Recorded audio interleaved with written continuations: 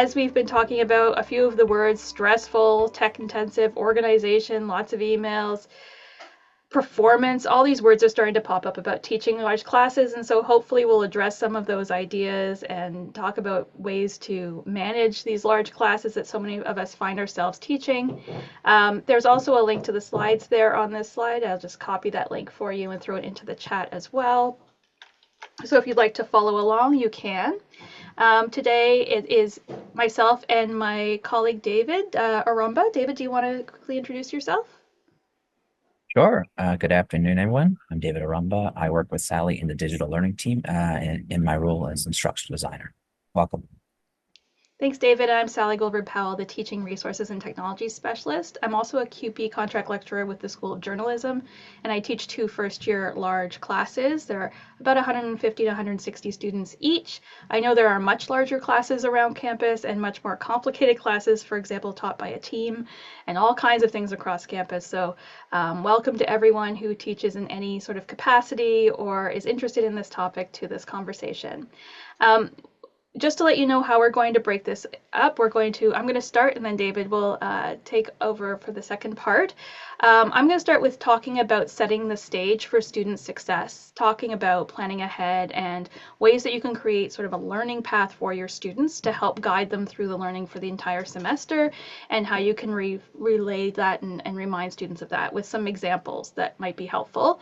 And then we'll go into the learning experience itself in the classroom, as well as beyond the classroom, and talking about how you can connect the spaces where learning is happening for your students. So starting with setting the stage for student success, I just wanted to go over a few things that you might be doing to get ready already, and just sort of identify them and mention them before we get into the meat of what we're talking about today. So often just a quick reminder is that you probably want to check in with the department or teaching team that you're working with. Some of the suggestions that we'll have here are really more geared towards folks who have a bit more ability to customize the learning experience for their students, and that might not be the case if you're teaching in a team teaching situation, so just keep that in mind. Of course, review the Senate policies. If you go to the link that I've provided there, it takes you to where there are all the updates and all the information you might need. For the most part, the chair of your department will probably provide that information to you and will help assist with that. But just in case you want to review it for yourself, it's there. And they also have templates available for doing course outlines, for example. Of course, you also want to request your course shells if you're using D2L Brightspace. The course shells are available to you whenever you're ready to request them, even if your class hasn't been populated. That can be done at a later date, so you can merge those two things together, although I think that's starting to shake itself out now. You can, of course, visit your classroom. So if you have the opportunity to do so, a lot of the suggestions that David makes in terms of classroom activities might be easier to plan if you already have a sense of what classroom you're teaching in. And as is the case with almost every large class at TMU, likelihood is that you're in a general lecture hall that changes every year on you, so it's really important to be aware of if there are changes or constraints that are caused by the classroom you're in. Of course, with a large class, you're likely to have academic assistants. That's the new term for TAs and GAs, and it's a good idea to, get those hired and meet them and give them a sense of the expectations as early as you can. And of course, there's a whole bunch of student supports out there. Part of this list is to remind you as well that you're not alone when teaching a large class. There's a lot of supports available to your students. So when large issues come up for your students, things that are heavy and need to be discussed with someone in more detail, you can often become the first line of connection for those students to get redirected to other supports. So just being aware of what those are. We're starting to, at the center, meet with other units and talk about how we can help to facilitate this for you a little bit more. And so hopefully there'll be more information about that coming in the fall about, connecting you to those in a way that's helpful for you to just quickly find the most up-to-date information about resources available. So with that, we want to start talking about the actual planning for your course in terms of how you're delivering the class and how you're communicating that to students. A lot of that filled up inbox is caused by students having some confusion or uncertainty about where they're going, what they're doing, and why they're doing it. And so some of that inbox overload that happens with a large class can be addressed simply by creating some some things to create a clearer learning path for your students throughout the course. And so that's one of the things we try and suggest in these workshops as it being a good place to start, is thinking about how can you create those signposts, those directions, things for your students that will help them be able to guide their own journey through the course, so that when they come to you with questions, it's not those basic questions about, where do I find this, or when is this due, or how long does my assignment have to be, that a lot of those are sort of dealt with within the plan that you've provided to them, that they know where to find that information without you having to point it out again. Not to say that won't happen anyway, but we're trying to minimize that amount of that kind of communication that happens. So it's about, not just the overflowing inbox, but avoiding an overwhelming flow of content. So sometimes we give students all this content, but it's so much at once, or it's given in a way that's not easily accessible later on during when they actually need that information, that they sort of say, yeah, that's too much for me. I'll go look at it later, and they forget it exists. So it's about helping to avoid that confusion, and by also showing them the clear path about how this is all going to connect, what our purpose is in the classroom, you can also start to have a little bit more of that intrinsic motivation in your students. If they go, okay, I know why I'm doing this, I see why it's helpful towards the bigger picture, then you might have more buy-in as well from your class. So in terms of a learning path, I've decided to break it into 3 things to help us think it through. The last one here on the right is the itinerary, and that is where you're really going to get into your lesson planning, and that's not going to be the focus of today. Lesson planning, assignment design, those kinds of things, the very specifics for your course, although I will address them briefly at the end of this section. What I really want to talk about today is about that map and the directions. And so we'll go into those a little bit more. But first, I wanted to also mention that D2L Brightspace Shell can be a place where you really lay out those map and directions in a way that students can easily access them. So it can become like your course central, where students know they can go there and find everything they need, or at least be directed to where to find it. So thinking about the map as being things such as the course outline, the resources, the communication plan for the overarching course, like all the things you'll need in order to get through the course as a whole. The directions being, what to expect each week, how to go through that experience, how to navigate what assignments are due when, those kind of pieces of information. And obviously some of those pieces of information are also within your course outline, but it's nice to sometimes parse them out and make them really clear for students as they're going through the course, to know that there's an overall picture and that they know where they are along the path. And so I'm going to start with a few ideas around the mapping part for students. So the first part is the course outline. So of course we all have to have a course outline. It's required. It's our contract with our students. And there are many pieces that are required within that course outline to provide. But there's some things to just keep in mind through this that can help with a large class. For example, you can stick with something similar to the Senate's outline template, or your department might have a template that you want to stick with. Doing this can ensure that students are getting a similar format for course outlines across a breadth of courses, and so they don't have to figure out the form that your course outline has taken in order to access the information. It can also ensure that you're going to adhere to or include all those things that you're required to do so by using those templates. But you can also be sure to include things like your teaching methods, the materials that students will need to use, technology that will be provided. And of course, we also have to now include the costs of those things. So that might be in your course outline already. But to be as clear and deliberate about providing that information can also help to alleviate some confusion. Not only that, though, what you expect in the class and who you are as a person. Shameless plug, and I will try and get the link to register later, but I'm having a workshop on Wednesday where you can come in and make a welcome video for your class. We can do it hopefully all within the 2-hour session that's been blocked off from 10 to 12 on Wednesday. So if you're around campus, I'd love to see you. We have a few more spots. We have a few people who've signed up. I'd like to have a few more. And so, yeah, that would be great, a way of giving some of this information in another format for your students, and a way of them really getting a sense of who you are. But you can also just have a blurb in the course outline that could be part of it as well, that sort of shows your passion for the subject and what you bring to the classroom and what you're excited to share with them. It's also important to share that course outline as soon as you can, hopefully around 1 week before classes, and then give some sort of enticement. Give some reason for them to read it. So for example, I do first year classes, and in the very first class of the first semester, I do a syllabus scavenger hunt or a course outline scavenger hunt where they work in small teams to find information in the course outline and then can win a prize if they're one of the first 3 groups to complete the scavenger hunt. And it's just a way of ensuring them that helping them know what's in there so they know how to refer to it later.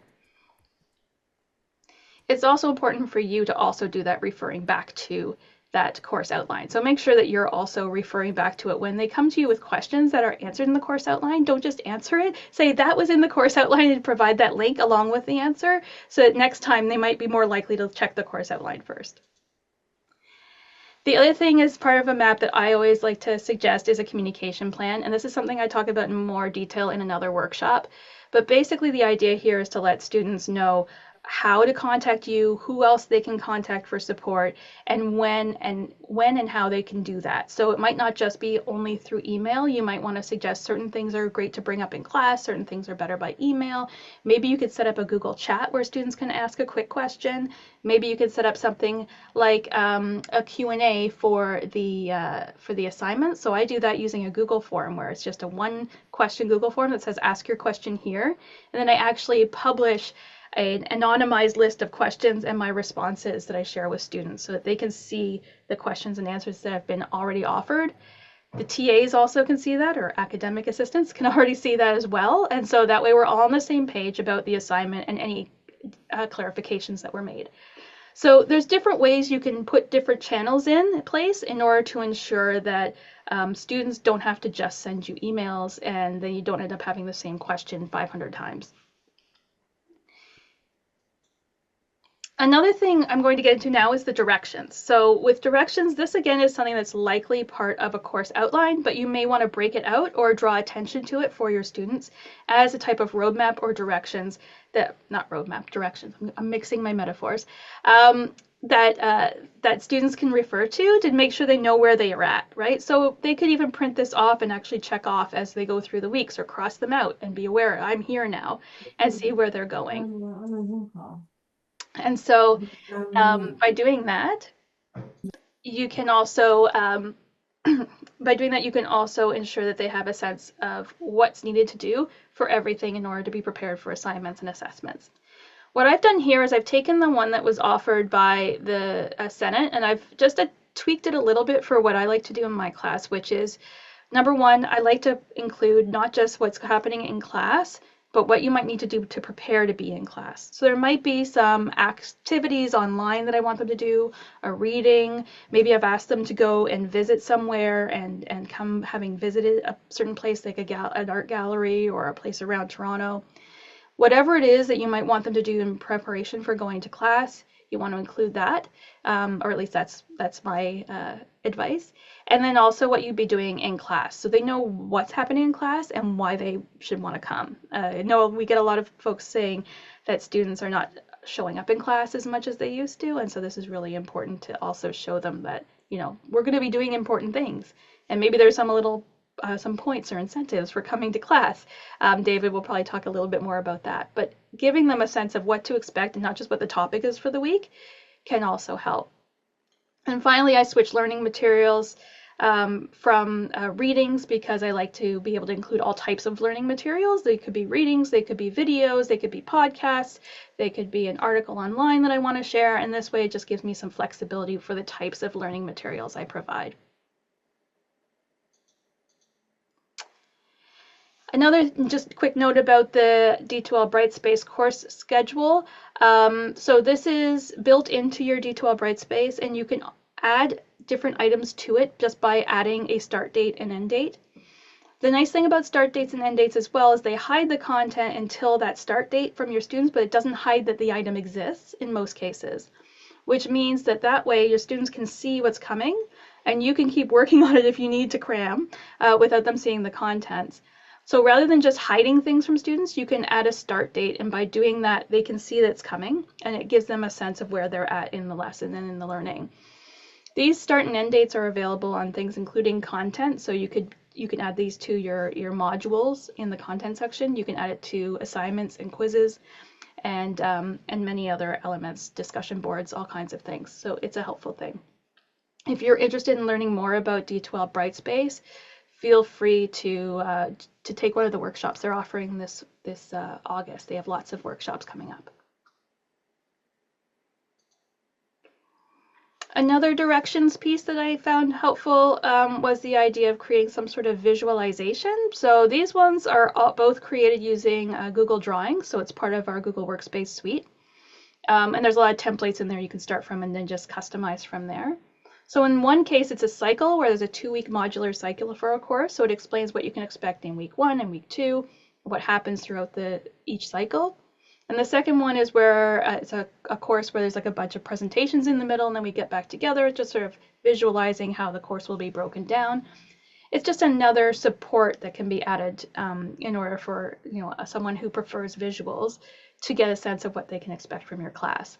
This would be offered in as a companion visual to actual text elements that you would provide to them. So I wouldn't offer a visualization instead of a paragraph of text, but I would offer it alongside it. And I also love a time commitment table. This allows students to see when you expect them and how you expect them to participate in the class, even beyond during class time. So you'll see that there's a row for required and a row for suggested. And so obviously the suggested would be things that they could switch around depending on their own obligations and the other courses they're taking. But it can help you to really think through clearly what you're asking of students and help them to manage their time well. So when you think about, I have a reading for my class and then I want them to write a quick summary or do a reflection on that reading before they come to class, what do you expect that time commitment to be? How much time is that going to be in addition to attending class? And think through that sort of calculation when you're thinking about whether or not you're providing students with enough time to get things done, if this is a reasonable time commitment. And it can also then help your students have a better sense of what's expected from a university course, especially for those first year students who are probably more used to doing work within class time, maybe even more than we were when we were in high school. So giving them that sense of, okay, this is what you're expected to do when you're in the class, this is what you're going to be expected to do outside of it, can really help them. I've also included a couple of other tools there, the work estimator tool and the readometer. Both of those help you to estimate times. And so my final slide is about itinerary. I just wanted to add some suggestions here in terms of how you can think about how you're building those other elements within the class, those specific things such as assignments. You can try and make things a bit more consistent by having a similar design for all assignment instructions. You can have rubric designs that are similar across the board, quiz structure, common activities, time commitments. These are things that you could sort of come up with what works best for your class, but then have a consistency within your class to help students know what to expect. You can develop patterns or routines that can help students know what comes next. For example, we'll always do a reading, then an activity, then a quiz every week. And you consider some visual or linguistic cues. So for example, if you're going to have some small quizzes and then some bigger tests, but you're using the quiz tool in D12 Brightspace, you might want to still call those larger ones tests to have students understand the time commitment required for studying for them, for example. Or you might want to get some icons that look like a little book for readings, a little video play button for videos, that kind of thing, if you'd like, to give students just a sense of, those roadmaps or those ways along the road to help them understand where they're going and where they're going to go. And with that, we're going to switch gears. Enough of me talking, David's turn, and then I'll come back with some questions to ask yourself, and hopefully we'll have a little conversation start from there.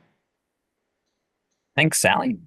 So in this section, I'm just going to do a quick 101 in course design, as this will apply to any class you teach, including your large ones. So we typically recommend that you start with your learning outcomes in mind first. These are what the students will be able to know, do, or value by the end of the course, and hopefully beyond. Next, you'll want to align those learning outcomes with your other course components.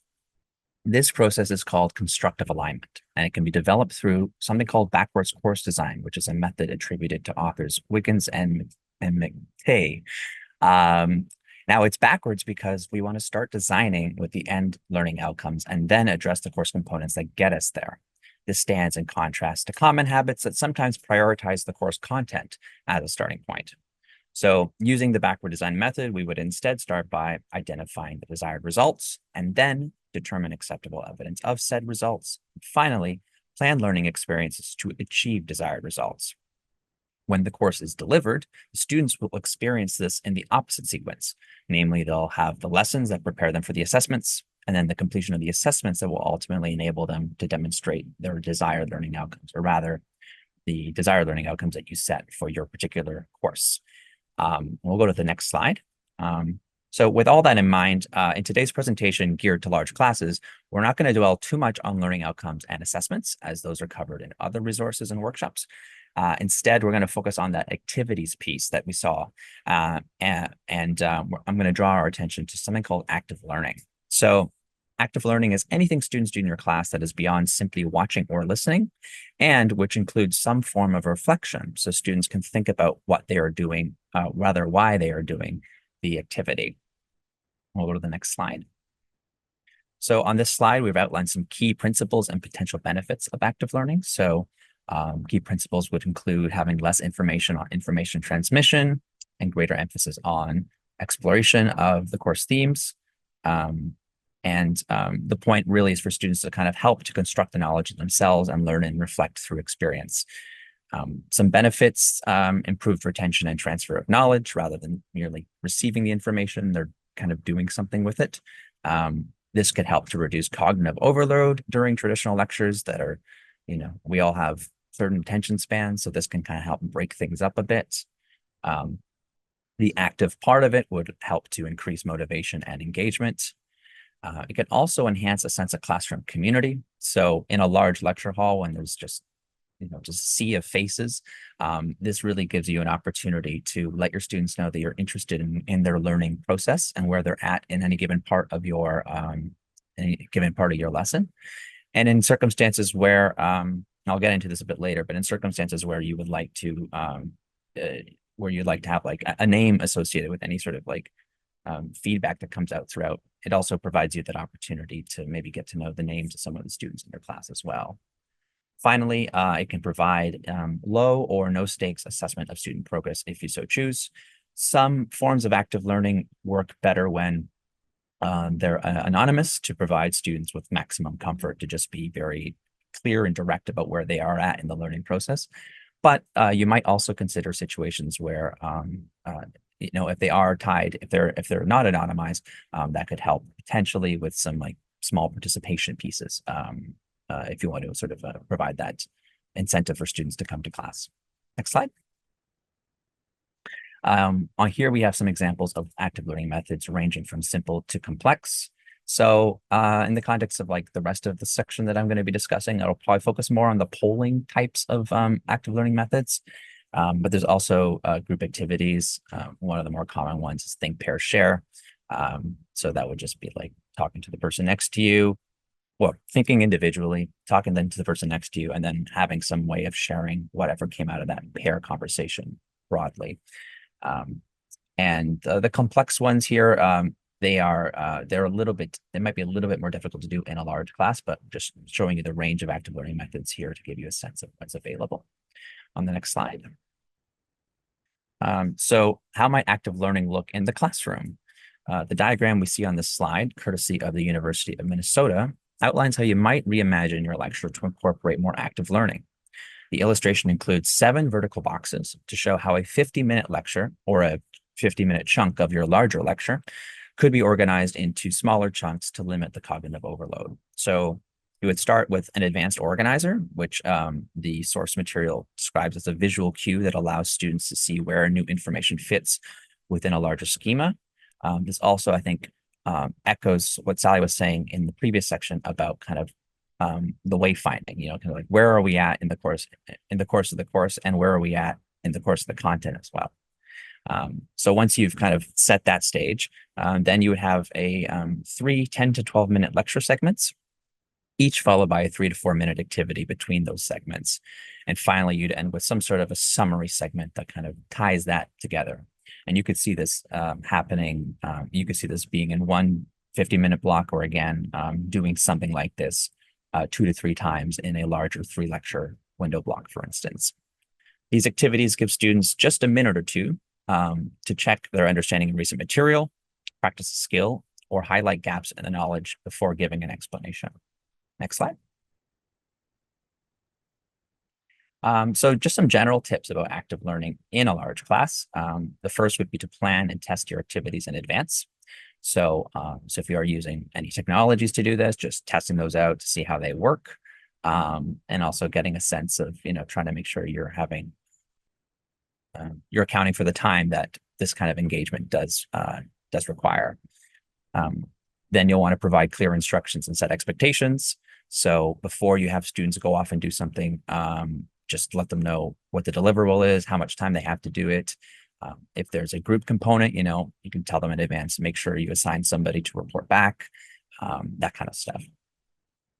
You want to keep it simple, low to no stakes, and usually anonymous. So again, if you're looking for like some sort of participation grading piece, or if you're looking to really get to know the students by name, you might not want to do this anonymously.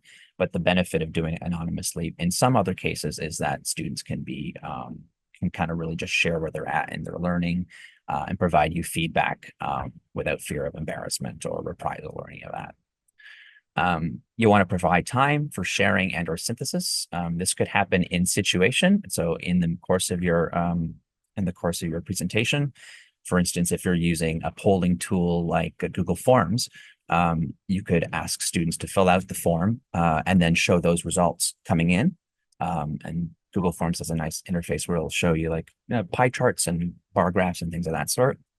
Or perhaps you'll need time to synthesize the material that students provide you in class. And maybe that instead, what you want to do is review what students provided to you in between classes, and then report back either online or at the beginning of the next class with the sort of takeaways from that active learning. And finally, get inspiration. We've included a couple of links here. One to the Active Learning Library, which is a really nifty, catalog of active learning activities that you can sort by class size and by difficulty level, and also a resource from the University of Waterloo. On the right-hand side, I will note, I just did a quick little spotlight on the polling tools that are institutionally supported at TMU. You have iClicker, which does sometimes come with student fees, so check with your department about that. In Google Slides, there's an audience question feature. It's more of a Q&A. It's not as much like, a multiple choice question style thing. Google Forms, as I mentioned earlier, they're not necessarily designed for classroom response systems to be used as classroom response systems, but you can use them effectively in that way. And if you're teaching any online courses, there's obviously polling features in Zoom. Next slide.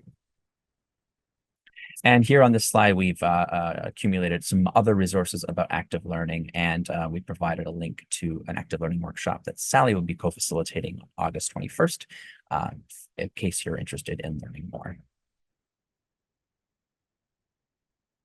Okay. So don't limit yourself to just the classroom. In this section, we'll look at online spaces and beyond. So here on the slide, we have our classroom spaces. In the middle portion, we speak to digital spaces that are university supported. And then in the last one, we have and beyond, which are spaces that are outside of the classroom and outside of digital spaces like libraries, workplaces, and more. Next slide. So D2L Brightspace, your course shell should be your kind of hub. As Sally was saying in the previous section, this is the main digital tool you're likely going to be using. You can use things like the discussions tool and the quizzes tool to get students interacting with your material. You can even use the groups tool as well if you want to have constant groups throughout the semester. In a large class, sometimes a sense of community is a hard thing to do because of the sheer size. So something we recommended back in the remote teaching days was creating like study groups of maybe 5 to 6 students, where if there is a discussion component, they'd be discussing with amongst themselves, amongst the same set of students or classmates every week. Now, we aren't in remote teaching times anymore, so that might not be as applicable here, but the groups tool can give you a further way to like chunk the large class list into smaller groups of students, and hopefully give them spaces to get to know each other better. There's a whole slew of tutorials on D2L Brightspace, which we've linked just a few of them here. And as Sally mentioned earlier, our colleagues in the Digital Media Projects Office have the Get Tech Ready workshop series, where they go into the weeds a bit with these tools. We've provided a link on the slide to that workshop series. Next slide. Another suite of tools that could potentially help is the Google Workspace. So on this slide, we've outlined 4 of the core tools in the Google Workspace and how they might help you achieve things like course purposes that relate to course management, collaboration, student input, and some technical limits that you'll want to bear in mind. So Google Docs are really great for collaboration, for instance. Slides, you might conceive of an icebreaker activity where maybe there's a class directory in the slides. In Sheets, you can use Sheets to help support group projects like the group action plan template that we've linked here, as well as any sort of sign-up sheets for any class presentations. And finally, forms. These are things that you can use both in classroom during synchronous learning and in asynchronous learning as well. So I won't belabor this table too much, but we'll move on to the next slide. I just wanted to briefly mention that there's limits at the bottom of this slide. That's for how many can be in at a time. Just so you know, like you can't have more than 100 people in one of these at a time, I believe. That's still the case. That doesn't mean that you can't have all students in a large class have access to these things. They just might not be able to go into it at once. Okay, thank you. Now, when we think about digital tools, there's a whole slew of institutionally supported tools. So these are tools that have they've undergone privacy and security assessments.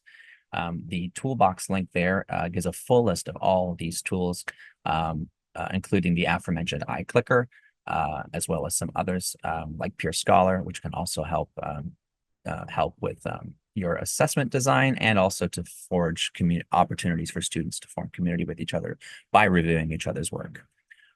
Then there are external tools. So these are tools that are not centrally supported or have not undergone privacy or security assessments. These can be useful to you in specific circumstances, but we've linked a guide here to help you think through considerations for when you use these tools. Next slide. Generally with tech, you want to avoid any tools that don't support your students' learning. That should ultimately be your North Star. Whatever is going to support the learning outcomes or the experience you want for your class, that will result in what we're kind of particularly referred to as your custom tech combo. So the goal here is to avoid overwhelm. Next slide. So here are some examples of some online scenarios of how you might use certain tools for specific kinds of activities. Independent tasks related to the course content, you might use the D2L quiz tool for knowledge check type quizzes. These can also go towards a small chunk of the evaluation piece of your course. In terms of collaboration, you could use D2L groups and discussion tools, where they can speak in those groups, as I said earlier, about specific course topics. Assessment is where they demonstrate understanding of the material, and they might use a tool like Peer Scholar to do that, to get feedback from each other. And finally, getting a pulse on student learning progress through student feedback. The instructor could provide a Google Form survey midway through the semester to see if students have any concerns or suggestions. And again, that is one of those things that will all probably benefit from anonymity. Next slide. We'll briefly touch upon this. So we want to think about situations where we know learning happens not just in the institution, but in society broadly. So wherever it is applicable and scalable given your class size, consider linking in-class learning to community, cultural sites, industry or discipline-specific locations, and the environment. This helps us to get away from screens a bit and guide students towards some experiential learning oriented things, which we provided a link for. The big asterisk here is just to make sure you're not overwhelming some of these external sites with too many students at once. When we talk about large classes, it ranges from, I think in our description, over 50 to like hundreds. So if you're on the lower end of the large class size, these sorts of things might be more, they might be a more logistically feasible than if you have the high hundreds. Next slide. And so here are some examples. I'll just pick one here for the sake of time. So if you wanted to have a reflective activity, you could ask students to take a photograph in the community that represents what they learned, and potentially devise a way, maybe a classified Google Slides or a discussion in the D2L area where they can speak to why they chose that photo. And in class, you might choose some choice photos from that activity and present them to the class to demonstrate kind of some exemplars, for instance. Go to the next slide. And this is the last section that I will be covering today. And then this section, we want to help students in your large class understand your activity design by making the connections between your different learning spaces more explicit. As this slide indicates, make sure your activity is tied to a learning outcome, which is what we're calling the why. Then indicate the logistical information. I should say like where, when, and the who, which I'll get into later. And finally, how each component of the broader set of activities connects to the next space. What's next? So the next slide, we have a template for what we call a learning loop. This is sort of a conceptual framework that we use to sometimes explain the importance of making connections between learning spaces. So in this context, a learning loop helps us to visualize the where, i.e., is it in the classroom? Is it online? Is it beyond? The when, is this something that happens in a synchronous learning space, so i.e. during class time, or is this something that happens in between classes, which would be asynchronous? And who, is this an activity that students are doing individually? Are they doing it as a whole class, or are they doing it in smaller student groups? This can be a helpful way of mapping out how your learners can connect what is learned during class with what they're learning in between classes. So to provide a little example of what this looks like, let's consider a guest speaker preparation.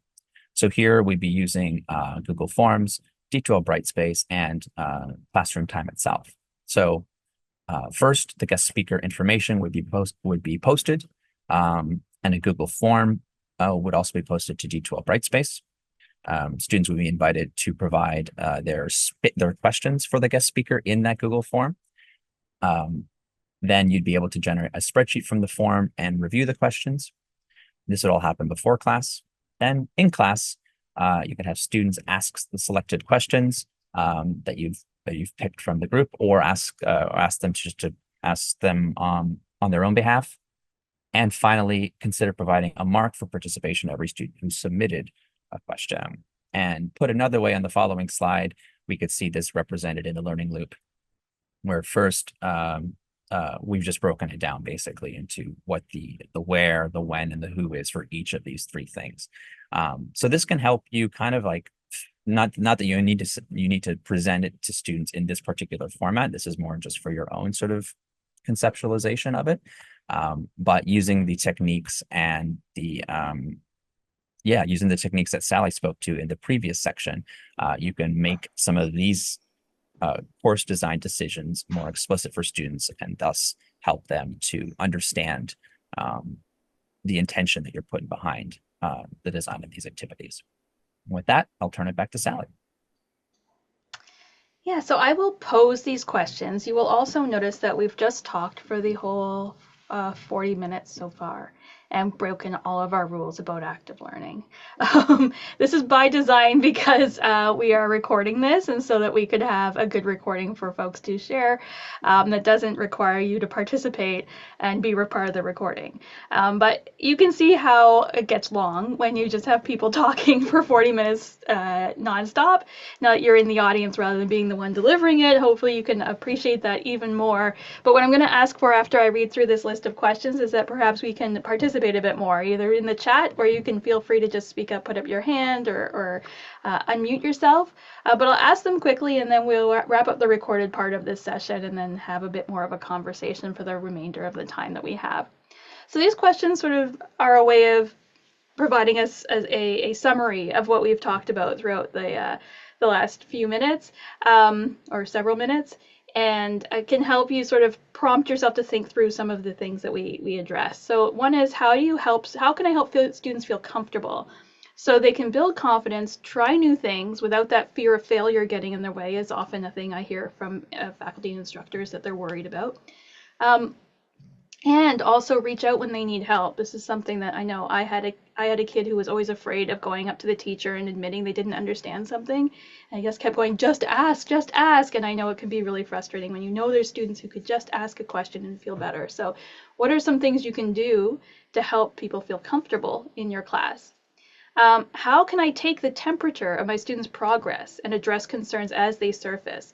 So this is a way of alleviating that last minute looking at the results from the exam or essay and going, oh my goodness, but I talked to them about this and I gave them all the information throughout the whole term, but how did so many of them do poorly?